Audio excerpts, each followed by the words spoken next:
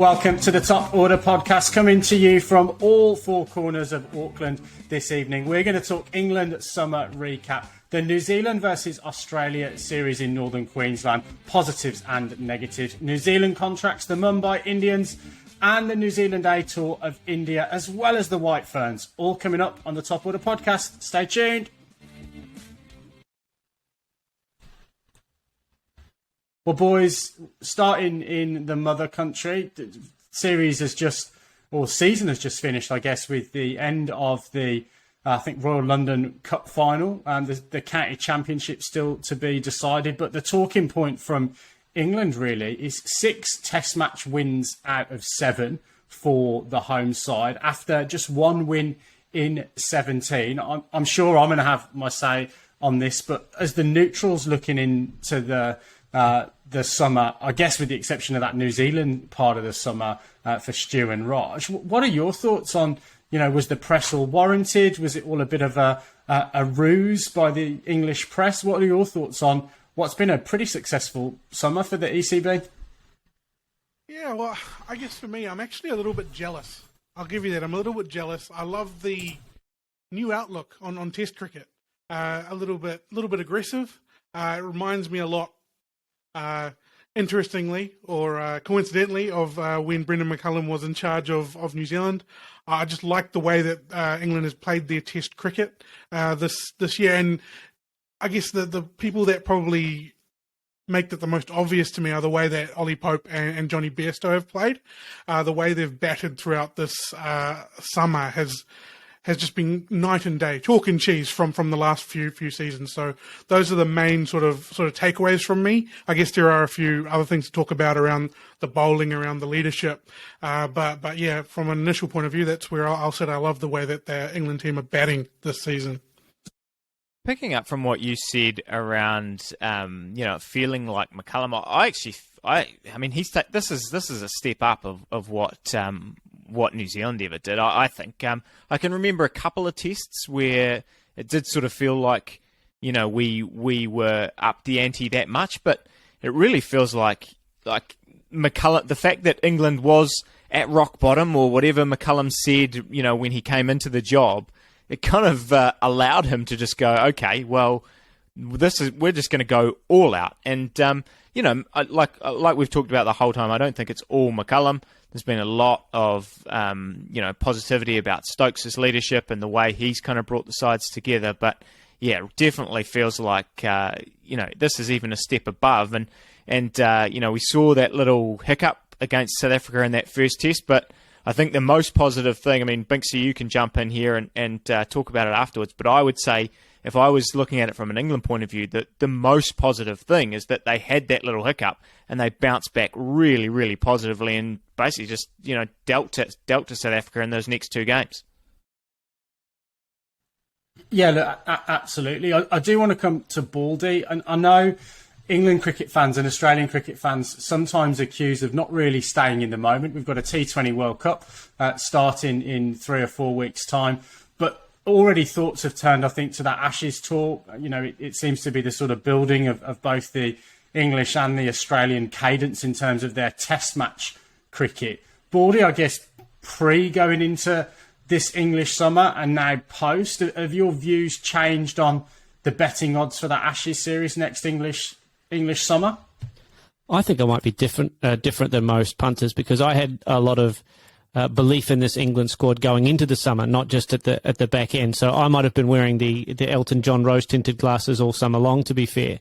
But I do think that England have shortened with the bookmakers for sure in terms of their outlook coming into the next Ashes series. Look, they're going to play attractive and attacking cricket. And if you're a neutral fan, or even if you're an Australian or England fan, that's what you want from an Ashes series. You want excitement, you want a contest, you want players going at each other, and you want them to be bringing their best. So I think it just looks like a fantastic Ashes series coming up. Let's not get too far ahead of ourselves, because there's lots of water and white ball cricket to go under the bridges before we get there. But it does shape like a pretty exciting Ashes series. Australia going to England June next year.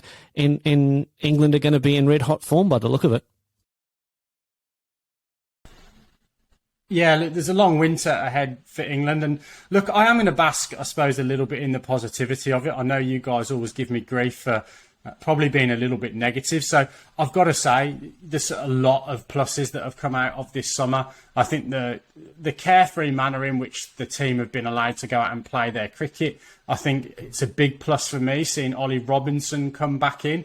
And he's gone away and he's got, pretty lean and mean, and speeds have been up throughout the course of the summer. He's been, he's not express. I don't think he ever is going to be express, but I certainly think he can get himself to that kind of Josh Hazlewood sort of nasty sort of 85 mile an hour pace and that kind of relentless accuracy that he's got. One of the things I picked up on is that his, I guess, ability to work with Anderson and Broad throughout the summer has paid dividends. He actually credited them and said, I didn't know how to bowl this wobble seam. I've had a couple of weeks with Jimmy and Broady.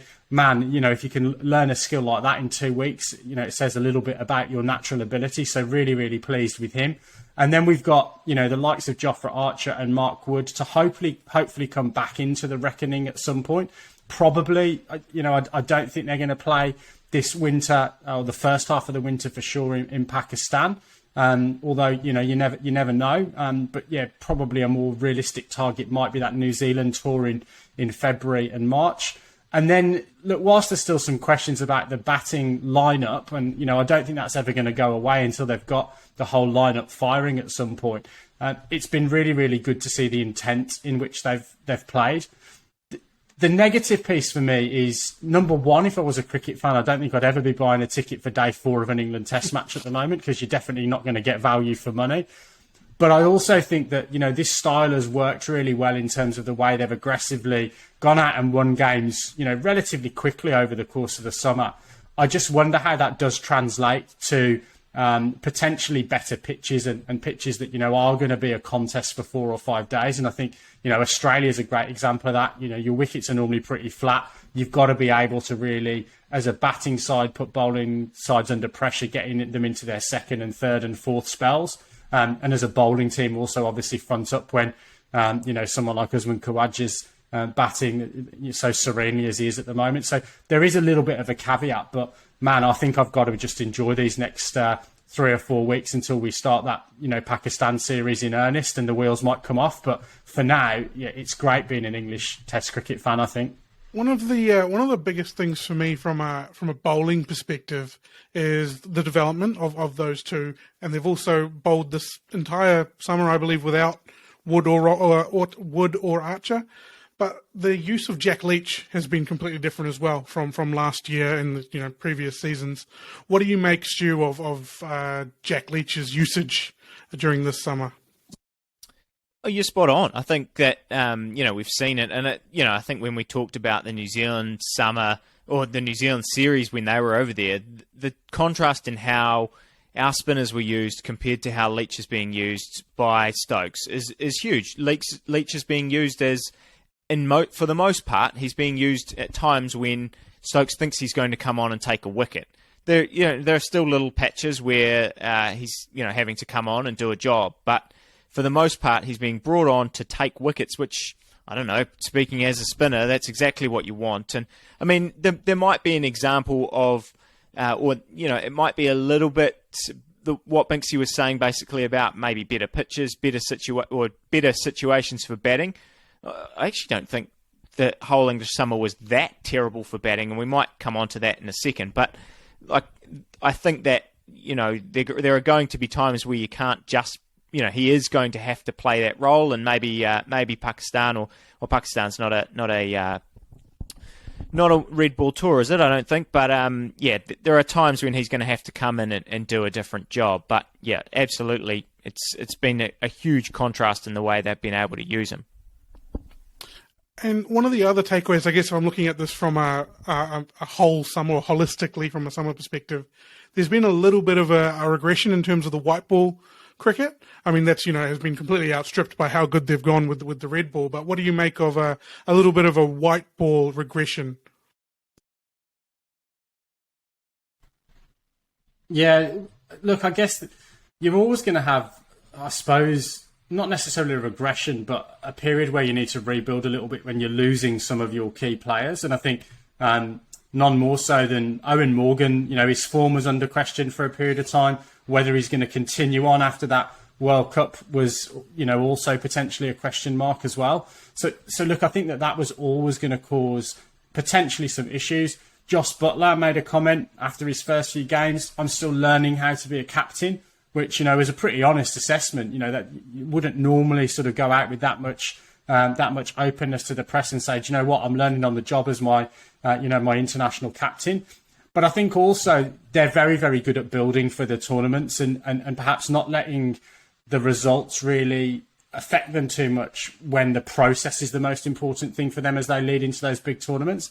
So I think the test is really going to be this T20 World Cup for this white ball side, and then how they build. And look, I think, again, really telling that they've made a couple of personnel changes for this T20 World Cup as well. Alex Hales, we've talked about him a hell of a lot on the podcast, back in the squad, the right horse for the right course, in my opinion. He's got a fantastic record in the Big Bash. So it would have been, I think, really, really strange that he didn't make that plane after the injury to Johnny Bairstow. So I'm not massively worried about that white ball form, with the exception of the fact that we are probably missing, definitively one of those Wood or Archers.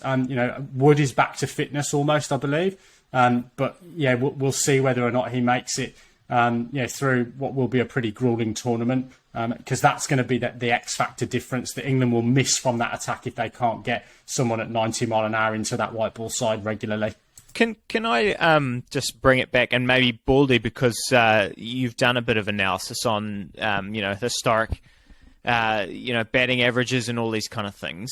I'm really confused. Like, it seems like this whole English summer, and it's sort of same thing kind of happened in the Australia New Zealand white ball series that we've just seen, these ODIs. It seems like as soon as the ball is swinging, moving around, batters just can't bat anymore.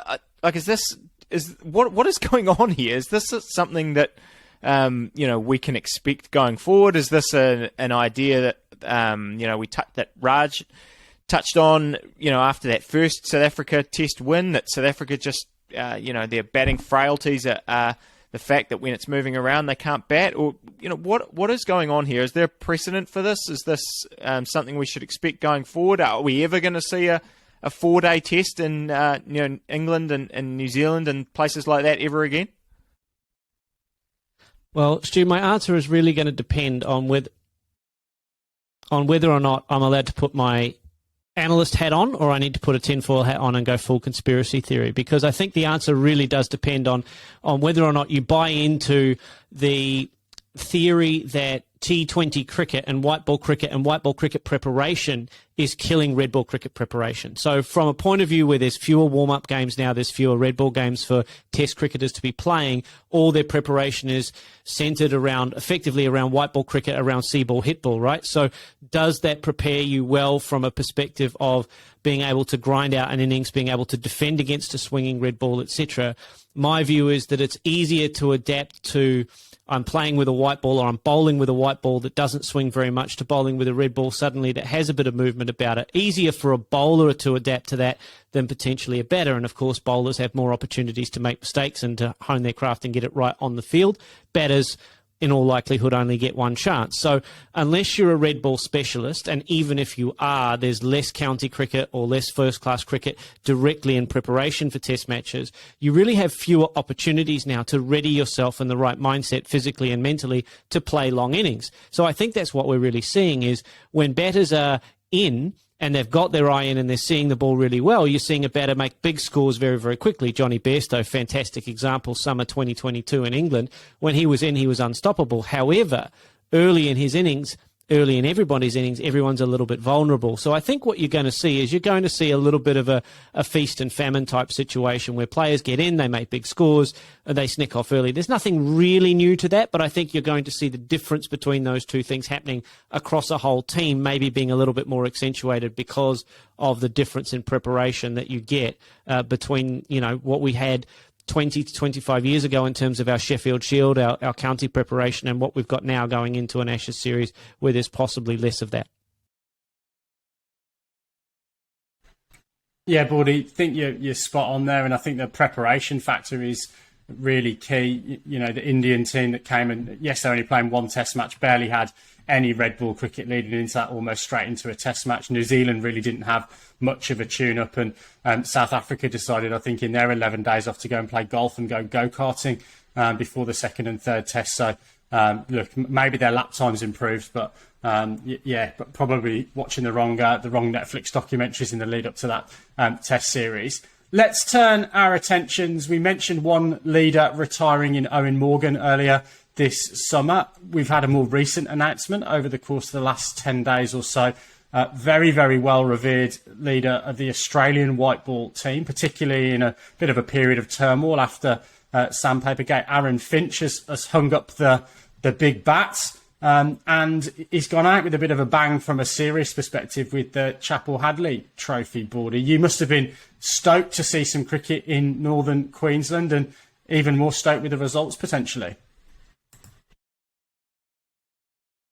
Yeah, absolutely. I mean, fantastic ending for Aaron Finch's captaincy career from an ODI perspective, and great timing from him too. We'll talk about the nous and the tactics of that retirement, because what he's effectively done is he's retired from white ball cricket from an ODI point of view, but he's not retiring from T20 cricket until after the T20 World Cup. And with only 6 to 8 weeks to go, it might even be less to the start of that tournament, he's effectively locked himself into captaining Australia through the T20 World Cup and then maybe retiring afterwards. So he's really nailed the timing of that retirement quite nicely, Aaron Finch. I think if he tried to hold on to that white ball job a little bit longer, Australian cricket might have gone, hey, listen, we probably need to move in another direction here, and we might do that bang, bang at the same time, ODIs and T20s. But now that he's stepped down from the ODI side, T20 World Cup around the corner, I think he's going to hold on to his job through that T20 World Cup. So that'll make it interesting for Australia, because they've got some guys banging down the door to work their way into that T20 side for the World Cup.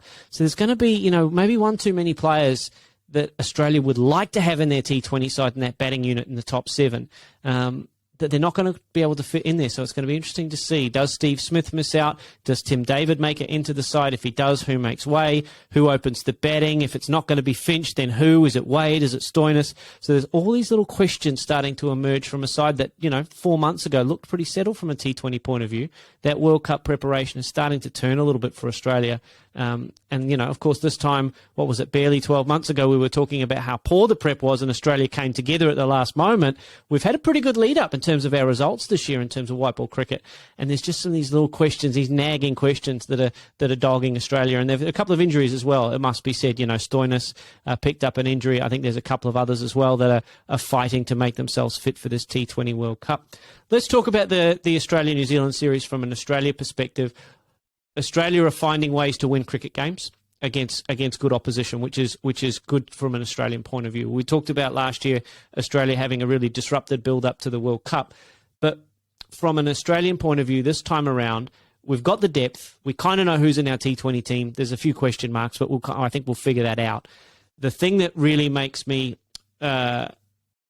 positive and optimistic from an Australian point of view is the fact that we played not our best cricket against Zimbabwe, and hey, we got beat. That's fair enough, and that's great for Zimbabwe. And it shows that if you're not at the top of your game in either white ball format, you can get beat, and you can get beat by anyone. So that's a great outcome from a world cricket point of view. But what I liked for Australia is that we didn't play our best cricket against New Zealand. We got ourselves in a hole, 50 for 4, 50 for 5, 50 for 5, whatever those three kind of scores were. But we found a way through partnerships, lower in the order, working our way towards competitive totals. And we kind of did to New Zealand what New Zealand do to most international teams. Find a way to get competitive, get in the game, and then figure out where our strengths lie over the course of the game and win those key moments. So that was a huge outcome for Australia.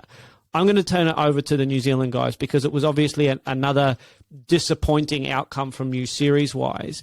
Is that an unexpected outcome from a T20 or a white ball perspective, or were you going into that series expecting to be up against it against Australia, even in North Queensland? It wasn't unexpected in terms of the result. I think, unfortunately, you're conditioned now to think that you're going to lose when you play Australia, unfortunately, as a New Zealander in cricket. Not rugby, but cricket. And I am disappointed with the fact that a lot of those ODIs, we got ourselves in positions where we really should have closed that game out. That first ODI actually reminded me very much of the 2003 World Cup, where we had Shane Bond ripping through the Australians and had an incredible Andy Bickle galloping home at the end to set a total for New Zealand to chase, which they couldn't get to. But and the second one where we had them 5 for 50 odd and they managed to get to 200. And then the third one, I thought we were actually in that game all the way till the end, till Phillips got out. I thought we were going to win that game. It was really quite unfortunate to lose in that way. Just before we move on to Stu, I have a question for you, Baldy. Glenn Maxwell and his role within this side. For me, I don't know if he's confused, but I'm confused about what his role is. He's bowling a lot. He's batting at 8 sometimes. We know he's a top order batsman. What is going on? What's going on there? You know what? I like it. I like Maxwell at 7, and I'll tell you for why.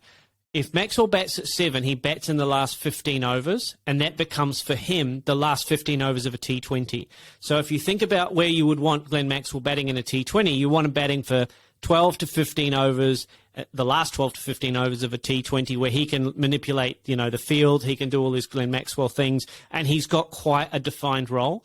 I kind of like him at 7 for Australia because he can come in most match situations in that kind of mode. And I think what you'll find is that Glenn Maxwell, had Australia been 130 for 3 with 15 overs to go, Glenn Maxwell might have come in at 5 and done that job for Australia from there. So I think what you'll find is Maxwell is not Australia's number 7, but he might be Australia's first choice closer from an ODI point of view, like he would be in the T20. The only difference is in T20s he's probably batting at 4, and I like that for Maxwell in T20. So I think you'll find that's where his role will be. And as long as Glenn Maxwell has a defined role with a reasonably high level of responsibility, I think that's where Glenn Maxwell excels as a white ball cricketer, because he's got a really clear, focused mind. When he has to do all things and try all sorts of things, that's when his thinking becomes less clear on the cricket field, and you see him try shots to balls that he shouldn't try shots to. So I really like that role for Glenn Maxwell. I mean, we can talk about Cameron Green all day, and I'm buying anyone's Cameron Green stock. I don't know if there's any left on the secondary market. I don't know what the IPO is going to be like on Cameron Green, but if you can get Cameron Green stock, get it, because this guy is as good as advertised, if not better. Just have a look at that ODI innings, when he held it together with Alex Carey when Australia were on the ropes. You have a look across that whole summer. There's growth in his batting and in his bowling and in his leadership. So there's lots to like. Now he's being talked about as a 3-format player in T20s as well. So I like that combination of Green and Maxwell in the lower innings for Australia that can, Green can hold it together if he has to, and we've seen that, but he can also explode and he can take wickets as well. So lots to like for Cameron Green fans, of which there are many. Raj, I'm jumping in here now because I don't really want to answer this question myself, so I'm going to throw it to you. Because why can't we beat Australia? I honestly just don't understand anymore. I've tried to think about the series. I've tried to think about what was going on during these games. Like, you just ran through all the things. We could have easily won all 3 of those ODIs. Full credit to Cameron Green and Carey and other people for Australia in that series that did step up at the right times, but we should have won that series, at least 2-1 in my opinion. But why didn't we? What is going on here? Look, I think it's just the way that we approach games. We approach games very differently.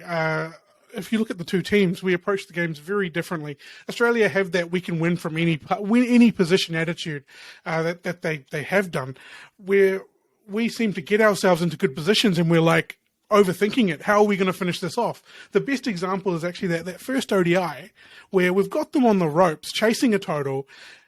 We should have Trent bowled out. Why did we bring on spin at a time where the ball was swinging and we could have probably nipped a couple of out or could have finished that game off? We were 1 or 2 wickets away from bowling Australia out for 50, or maybe not 50, but something very, very little. And we actually have to look at how we're approaching this psychologically, because And this hasn't been talked about as much as it should, and it's probably an indication of where cricket is, especially from a one-day perspective.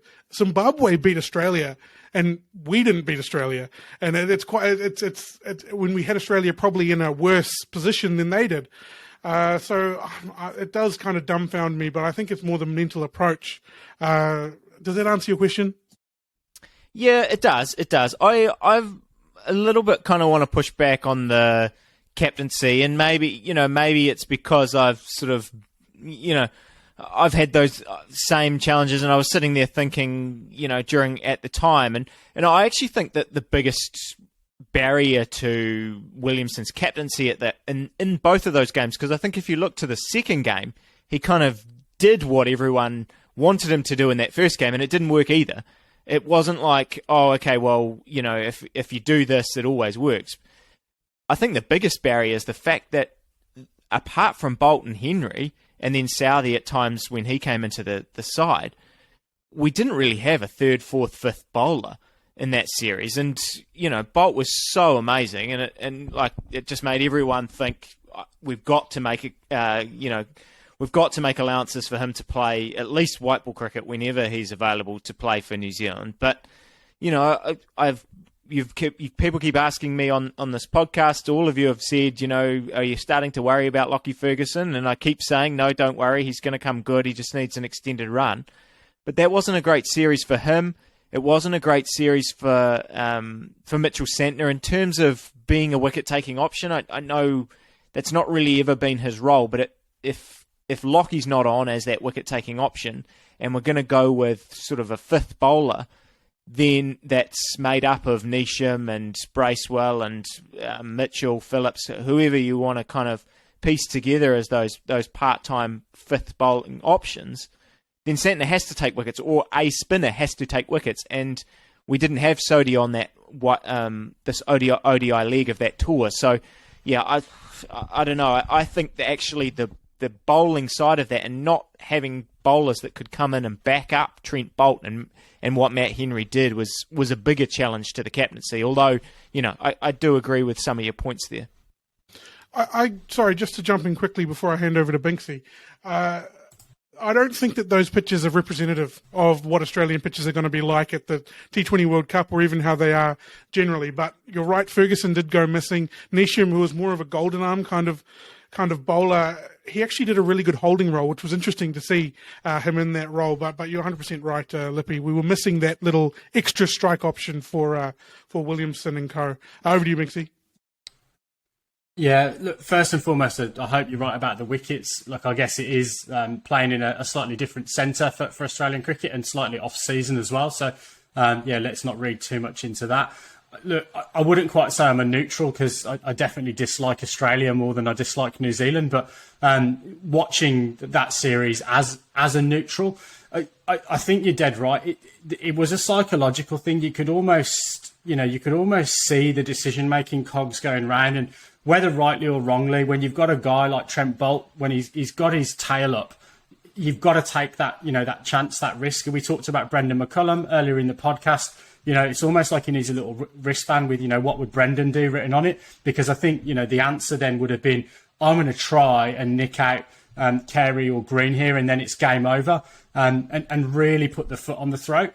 But I think there's that worry that sort of fifth bowler being made up of the guys that you mentioned. They're kind of thinking, well, what happens if Bolt doesn't get that that wicket here? We then have to go through a full allotment of Neesham, or what if Santner doesn't come off? There's that kind of worry really around how you get in that mix of a fifth bowler, and perhaps not playing that instinct. And I think that's probably one of my criticisms of one-day cricket still, 50-over cricket, is it is almost more formulaic than T20. Now, T20, you've got to be able to react a lot more quickly, because the game can swing in the space of, 8-10 balls.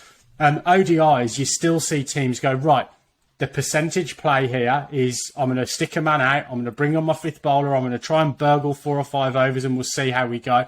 Whereas I think if you were taking that T20 mindset into that kind of one-day cricket, New Zealand would have made some different decisions, I think, from a captaincy perspective. I think you're spot on there, Binksy, around that T20 stuff and the ODI. And I think because we haven't really seen ODI cricket that much for a while, it was actually so apparent in that series that the differences between those two formats, because as you say, you can kind of burgle 4 overs out of a fifth bowler in a T20 game, because going for 10 and over for those 4 bowlers is fine.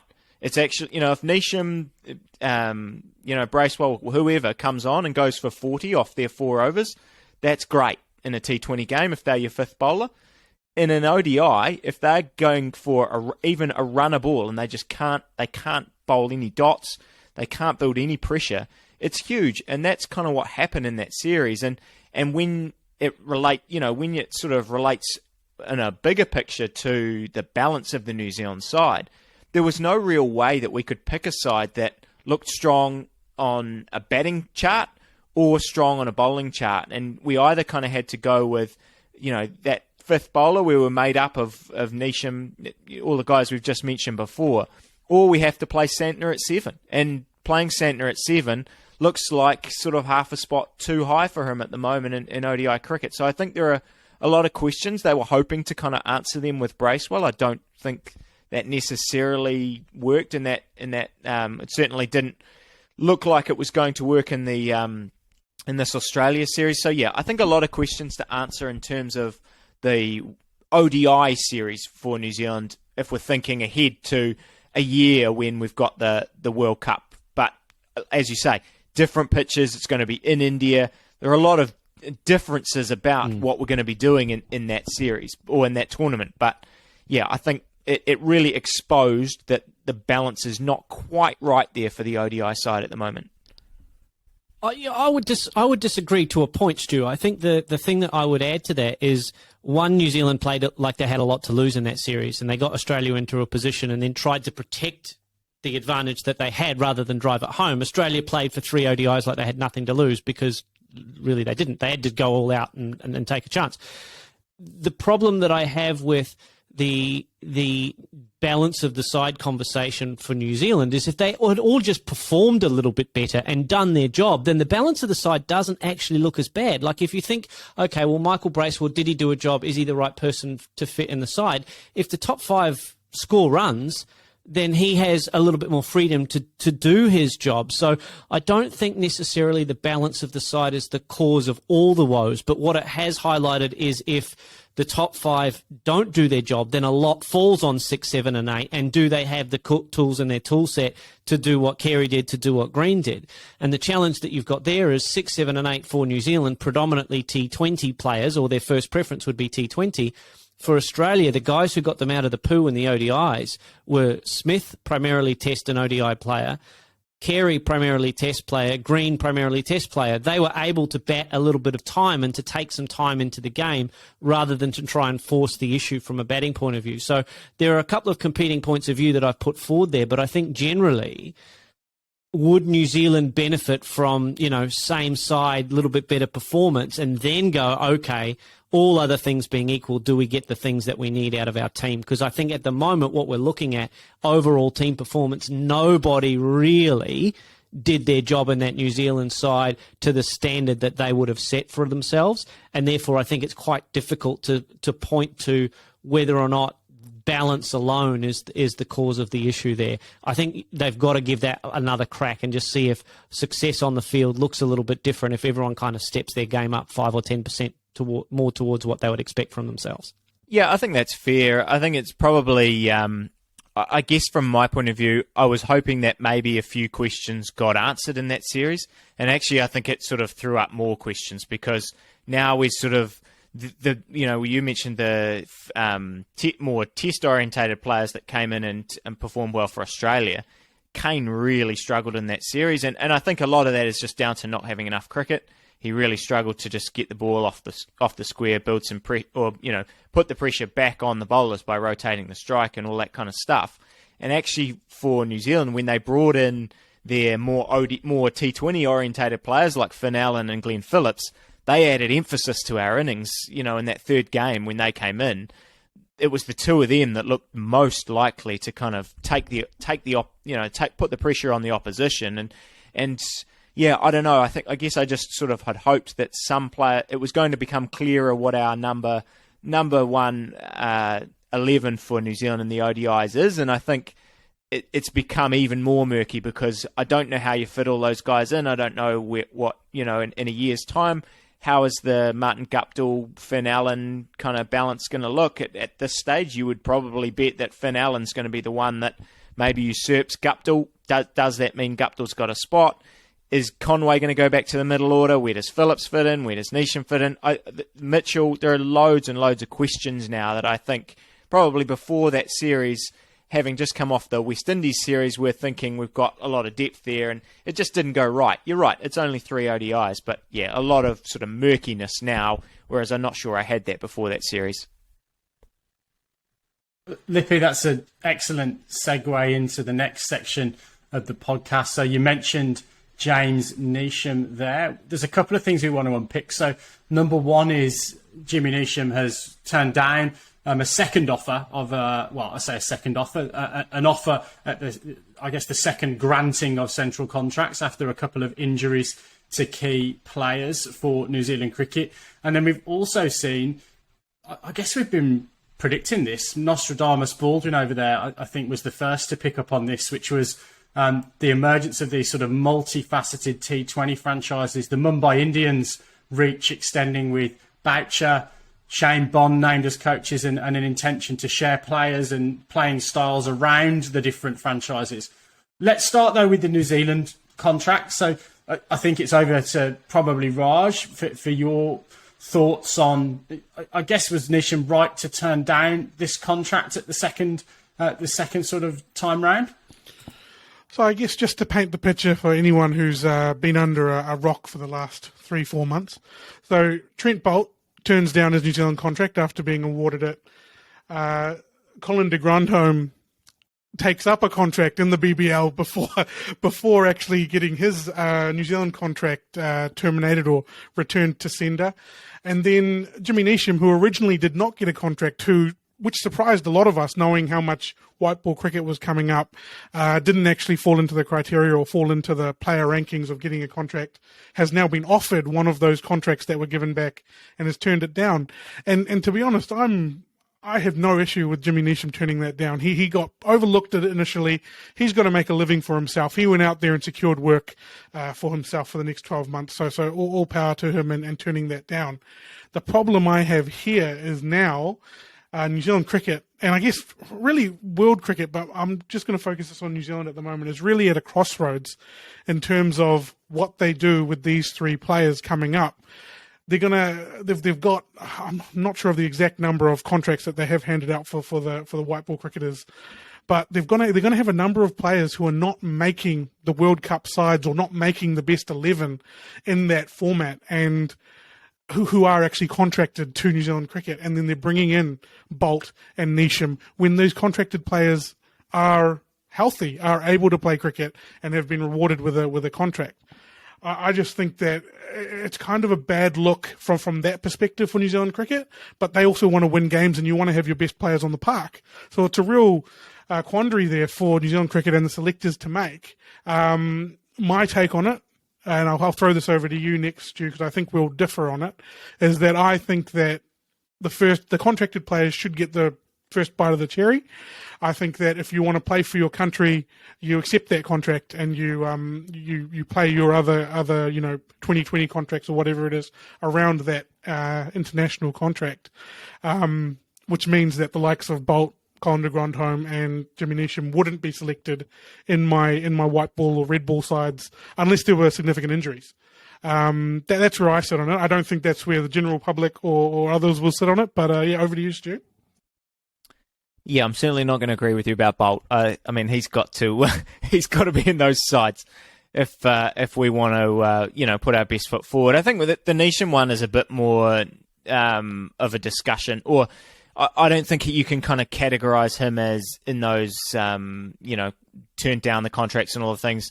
It's more complicated for him because I think if you read his posts, he would have accepted the contract if they'd offered it to him at the start. He's then gone and put himself in, as you said, he's gone and put himself out there in all the different T20 leagues. I don't actually know the pure numbers, but it wouldn't surprise me if he actually if this works out better financially for him, that, he gets picked up in the UAE league. I think he's almost, as we are recording this, he's got his name in the hat for the South African T20 league. I don't think he got picked up in the BBL, did he? But he's got opportunities to kind of recoup all of that money that he would have got from a central contract, and it gives him the option to do what he wants. De Gronholm, I don't think he was ever with a sniff of making those things. So I think, he's just kind of made a decision. I would be actually surprised if he makes the money back that he would have got from just keeping his contract. But anyway, financial decisions aside, I think it probably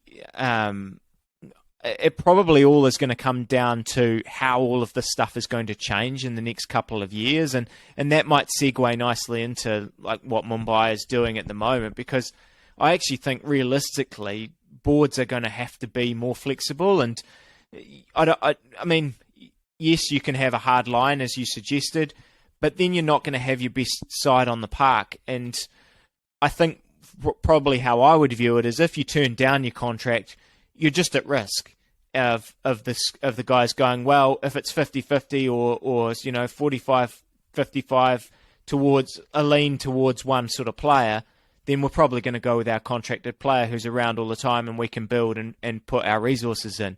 If you're at the level of Trent Boult and you say, well, I'm going to go and I'm going to put myself out there and, you guys can pick me if you want to, I'm going to be available, he's at risk as well. But if he keeps up his form, then I would still like to see us pick him. Whereas, you're not going to have that same option. I know people are going to say, well, what about Colin Munro? What about other players who've sort of been in this situation before where they hadn't got a contract and New Zealand cricket did sort of move on from them, rightly or wrongly. But I don't think any of them were ever in the same situation that Boult is, where they're the number one bowler in the world, number one batter in the world, and they've gone and made a decision for their family. So, I think a lot of this stuff is going to change around all of it for teams, around the world. We're going to see someone, I mean, Baldy, maybe you want to run us through kind of the Mumbai Indians and kind of what's happening there. But, Tim David's an example of someone who's going around the world playing all these leagues, and now he's been brought into this Australian side off the back of what he's been doing in those leagues.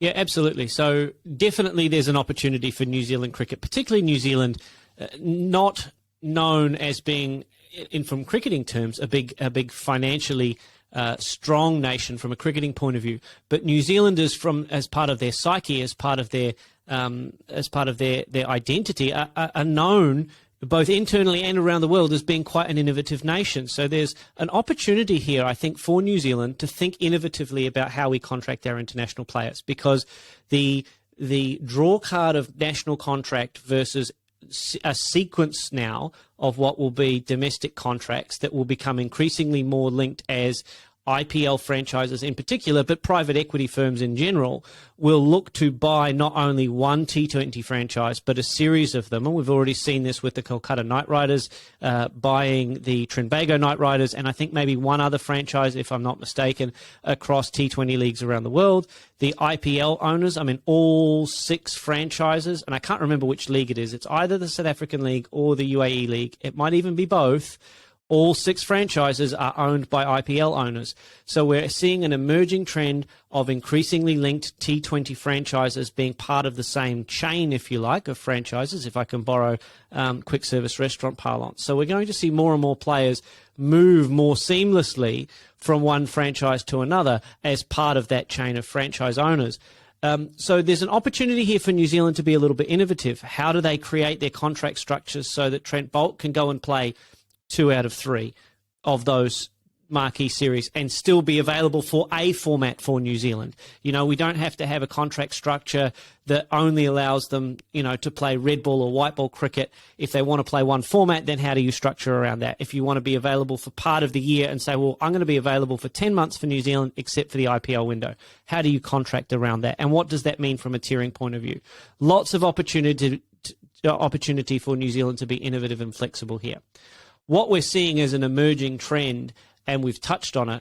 Mumbai Indians now having ownership stakes in multiple franchises, making sure that they've got coaching pathway. So really smart move from Mumbai to establish a coaching pathway for Shane Bond, who's been a coach from a bowling point of view since 2015, I believe, at Mumbai, and will continue to be. But now he's got the opportunity to coach in, to borrow an NBA phrase, he's got a G League coaching stick now. He's going to be able to coach in one franchise and then step up to the big leagues, if you like. And I'm not being disrespectful to any of those franchises or individuals, but he's now got a pathway, right? Players like Tim David or emerging players will have a pathway now. Do I go and try out a young Sachin Baby in a South African league, or do I go and put Arjun Tendulkar? Sorry, I'll start that again. Do I go and put Arjun Tendulkar in the South African league and groom him for success in the IPL in 12 months' time? So all these opportunities now, these pathways started to be teasing out, not from domestic cricket to international cricket, but among T20 leagues around the world with this combined ownership structure. So fascinating to see, but unfortunately club versus country skewing even more heavily towards club from a contract point of view. So, international boards and organisations are going to have to be even more savvy, even more flexible, and provide maybe non-monetary benefits, non-monetary value associated with their contracting process to try and keep players associated with their system, rather than going, you know what, I'm going to do all my cricket development through the Mumbai organisation because here's my pathway from domestic success through to IPL success and ultimately big money, and then, who knows, international superstardom and fame. And Raj, I just want to bring it back and kind of give you the opportunity to give me the downsides, I guess, of the why New Zealand it would be flexible and stuff.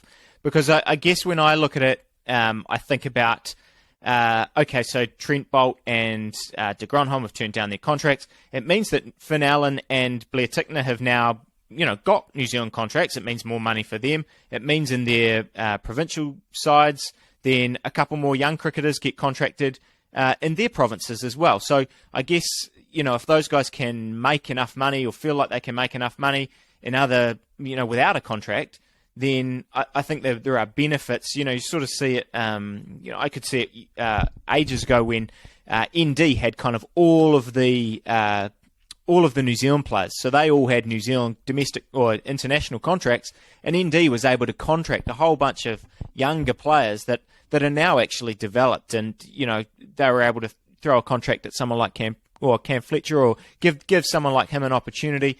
I actually think he went down to Canterbury for his contract, but anyway, I guess what do you think the actual downsides are? Is it that you don't think we should invest in people who aren't investing in the country? What are the negatives from that point of view? Just to clarify, do you mean what are the negatives of? So re-ask that question in another way to me. I guess I did. Why do you think it's a bad thing? Or why would you not pick Trent? Why would you not want to pick Trent Boult and things just because they've turned down their contract because they can make more money elsewhere? I guess for me, it comes back to almost a pride issue, and where cricket stands from a hierarchical sense. At the moment, for me, international cricket is the pinnacle, right? But I'll give you an interesting example, and you have to think this one through a little bit. But do you think that Mumbai cares more about losing 2 or 3 games, the Mumbai Indians? Do you think that people of Mumbai care more about that than the Australians cared about losing to Zimbabwe last month or the month before? I think that it's interesting that this sort of franchise cricket is becoming so big and getting such a following that it's actually usurping a lot of international cricket, and I don't like that. I think that international cricket is the pinnacle, and it should be the pinnacle for cricket going forward. I have no problem with the likes of Trent Boult going out there and saying, look, I have done my time for New Zealand cricket, which he has. He's given us everything that we put into him as a young fella, bringing him through. He's going to go out there while he's still healthy, while he's still at the top of his game, perhaps on the back end of that, but still at the top of his game. He's going to go out and make some money. I've got no problem with that. Like you said, it allows other people to come in to get those contracts. But again, if we keep picking him, then those people that we've contracted for New Zealand don't get to play for New Zealand. The people that get contracted for Canterbury or whoever don't get to play for Canterbury because it all flows back down. I think that no one player is bigger than the team. And if we should play the people that we contract to our national team. Thank you. Fair enough. Well, I have nothing more to add. I completely agree with you that the fact that club cricketers taking over from international cricket is a scary thing, and I think we've touched on that. Binksy, what else have we got to cover off? See if we can keep it under an hour. Yeah, so I think that we're going to throw over to the New Zealand A Tour of India. So definitely some success. We talked about Northern Districts there. So I think Joe Carter going pretty well in the game that's actually still going ahead at the moment. And then we've also got the White Ferns Tour of the West Indies as well. So Lippy, I don't know if you want to jump back in and give us a quick whistle-stop tour of those two. Yeah, look, and it will be pretty quick. I think the New Zealand A stuff, unfortunately, I couldn't find any video footage of it. I have tried around. I've kind of searched the Reddit cricket boards and couldn't really find anything. I saw a few, even some Indian cricket followers saying that they couldn't find any footage of it either. So, yeah, a bit of a shame there, but absolutely spot on and highlighting Joe Carter because he's put a massive foot forward in terms of, as someone that I suppose we talked about in the Test summer as someone like Will Young who's been struggling a bit. There is someone like Henry Nicholls who's been struggling a bit. And our next tour is to the subcontinent. Our next Test tour is in Pakistan. So the fact that Carter's gone over there, I think I saw some stat someone put up the other day to get two test hundreds in India. It's only been done very few times for New Zealand. I know these are not official tests; they were labelled as unofficial tests, but it's still an excellent effort for Carter, who sort of has been kind of around the New Zealand A scene for a little while. He's had sort of good seasons and mixed seasons. His first class average is still only 34, I think, from memory, something around there, 34, 35. So it's not like he's been really, really banging the door down, but he's someone that if he then goes on now and has a really good start to the Plunket Shield season, could put himself in the mix for that Pakistan Test tour. So certainly someone to watch. Mark Chapman is another one who scored a few runs. Stu, just to come over the top, that last 100 as well was against a pretty good A lineup. I think Shardul Thakur was there and Rahul Chahar, so they had some international experience as well. But yeah, you know how we were talking about games finishing within 3 days? They didn't get the memo over there. There were some massive scores and massive innings, over 120, 140 overs bowled by each team. But sorry, back to you on Chappie. Oh no, I mean you're spot on there with those games. I mean, 4-day games. And most of them went the distance. New Zealand kind of, unfortunately, one at the middle game was sort of delayed, or it was disrupted a lot with rain, so we didn't quite get to see. We've still got a bit of ODI stuff left in that tour, so we're still going to get a little bit of work for the New Zealand side. But yeah, unfortunately, I mean, you mentioned the strength of that Indian side. We've had Patidar and Gaikwad and things. They've been cashing in on the Indian front, but yeah, I would have loved to kind of see some footage of how Joe Walker has gone with the ball and how Matt Fisher has gone with the ball. Took 4 wickets in that first innings of that last test. But yeah, good to see. And Chapman, I guess I was only going to mention him really because the T20 side, probably by the time you listen to this podcast, everyone, is going to have been announced for New Zealand. And I think he's someone who was in our last T20 World Cup squad, has been on the outer of these tours, did play on one of the tours on our 6-month-long European holiday. But yeah, he's sort of someone who maybe can just sneak in if New Zealand go for, if they don't go for a backup keeper, is sort of the only way I think that he could kind of sneak in ahead of a Dane Cleaver or someone like that. But yeah, good to kind of see him still in the mix. And I think I said the other on an earlier podcast, every time he's kind of given an opportunity for New Zealand recently, he's kind of putting his hand up and saying, hey, look, I'm still around. I'm a player that can participate in a lot of different formats for New Zealand. So, yeah, we'll see what happens going forward. And Binksy, you mentioned the White Ferns. There's not really a lot to add on that. I think the tropical cyclone postponed the first ODI in that series. They're over in the West Indies. So we've got ODIs and T20s coming up in that series. Really, I guess just looking forward to seeing what New Zealand can do, trying to build on that Commonwealth Games bronze medal and this new look side and building into, I guess the tournaments that are coming up in the next year or so. Awesome, Lippy. Great wrap up on the New Zealand game, and interesting, I thought, to see Joe Carter at the top of the order in that Test match as well. But normally bats, I think, 3 or 4 for ND. So maybe sort of tipping the selectors a little bit of a nod that if there are any problems at the top of the order, we talked about Will Young's stock potentially over the course of this English summer. Maybe get down to the bookies with your Cameron Green stock as well there on Joe Carter. But look, that does probably just about wrap up this episode of the Top Order podcast. If you do want your cricketing fix, get yourself onto Cricinfo. That South African League auction going ahead today. The 6 Indian franchise owners doubling down with some investment in the South African T20 League. You'll see